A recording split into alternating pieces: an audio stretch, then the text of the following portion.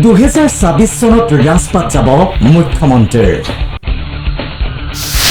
নিজৰ অস্তিত্বক লৈ শংকিত হিমন্ত বিশ্ব শৰ্মা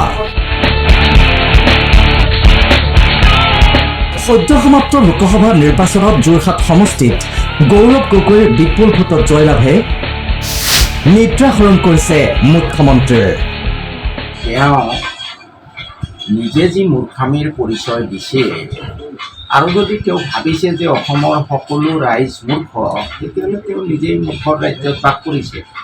আজি উন্নয়নমূলক যিবোৰ কাম কৰা হয় গোটেইখিনি ৰাইজে দিয়া টেক্সৰ অংশহে। গতিকে এইটো মুখ্যমন্ত্ৰী হিমন্ত বিশ্ব শৰ্মাৰ বাপেকৰ সম্পত্তিও নহয়, নৰেন্দ্ৰ মোদীৰো বাপেকৰ সম্পত্তি নহয়, বৰঞ্চ মুখ্যমন্ত্ৰীয়ে উন্নয়নৰ নামত হাজাৰ হাজাৰ কোটি টকা কমিশ্যনহে খাইছে ৰাইজৰ শনিবাৰে মুখ্যমন্ত্ৰী ডক্টৰ হিমন্ত বিশ্ব শৰ্মাই এটা বিশেষ সম্প্ৰদায়ে সাম্প্ৰদায়িক ৰাজনীতি কৰা বুলি কৰা মন্তব্যৰ পিছতে জালুৰ খাই উঠিছে কংগ্ৰেছৰ নিলম্বিত সংখ্যালঘু বিধায়ক চেয়াৰমান আলী। মুখ্যমন্ত্ৰীক প্ৰশ্ন বিধায়ক চেয়াৰমান আলীৰ, এই মানুহখিনিক যদি ইমানেই ঘৃণা কৰে তেন্তে গুলীয়াই নামাৰে কিয়? তালিত টোপোলা বান্ধি কৰবালৈ পঠিয়াই নিদিয়ে কিয়? 10 বছৰে সেই কাম কিয় নকৰিলে? সংবিধানৰ নামত শপত লোৱা মুখ্যমন্ত্ৰীৰ প্ৰতিটো বাক্যত ঘৃণা আৰু বিদ্বেষ বিয়পাই আহিছে।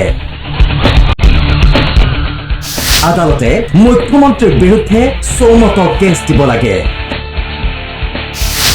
মুখ্যমন্ত্ৰীৰ পদত থকাৰ নৈতিক অধিকাৰ হেৰুৱাইছে হিমন্ত বিশ্ব শৰ্মাই। এই মানুহখিনিৰ প্ৰতি যদি ইমানেই ঘৃণা তেতিয়াহ'লে আমাৰ সংবিধান অনুসৰি এই মানুহখিনি হয় হিটলাৰে কৰাৰ দৰে গেছ চেম্বাৰ বনাই মাৰি পেলাওক, নহ'লে আপোনালোকৰ কেন্দ্ৰত চৰকাৰ আছে, এই মানুহখিনিক ক'ৰবাত টালি টোপোলা বান্ধি পঠাই দিয়ক। সেইটোতো পৰা নাই।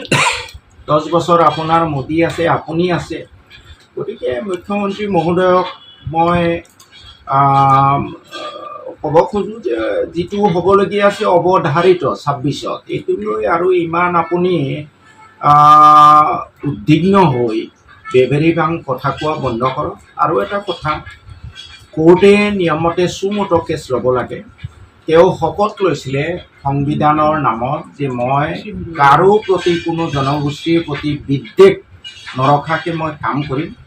আজি তেওঁৰ প্ৰতিটো বাক্যই বিদ্বেষ, ঘৃণা, বিদ্বেষ যোৱা 10টা বছৰে প্ৰকাশ পাই আহিছে।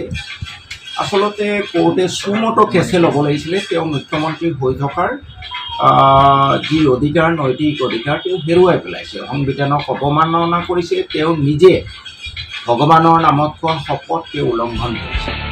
ৰাজ্যৰ সংখ্যালঘু সমাজলৈ বিধায়ক চেয়াৰমান আলীৰ আহ্বান, এইবোৰ গালি সপনিক প্ৰত্যাহ্বান হিচাপে লৈ শিক্ষা, ব্যৱসায়, বাণিজ্যত গুৰুত্ব দিয়ক। আজাদ জাকাৰিয়া ৰিপৰ্ট, প্ৰথম খবৰ।